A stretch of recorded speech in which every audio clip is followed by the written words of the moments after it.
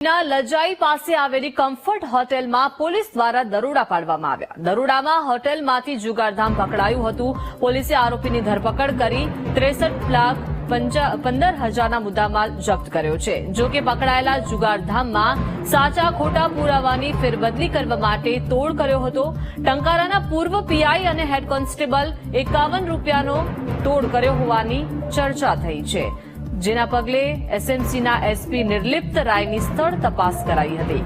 સ્થળ તપાસમાં આરોપીઓના નામ ખોટું લખાયું હોવાનું પણ સામે આવતા પીઆઈ વાયકી ગોહેલ અને હેડ કોન્સ્ટેબલ મહિપતસિંહ સોલંકીને સસ્પેન્ડ કરાયા હતા અને બંનેની બદલી પણ કરાઈ હતી।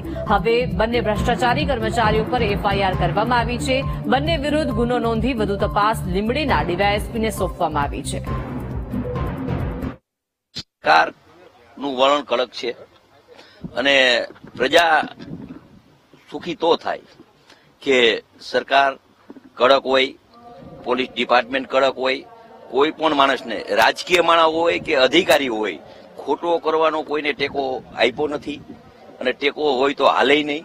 પણ અત્યારે અમારા મોરબી જિલ્લામાં મને કહેતા આનંદ થાય છે કે ખૂબ જ કડક હાથે અમે કામ કરી અને કરવાના છીએ પણ।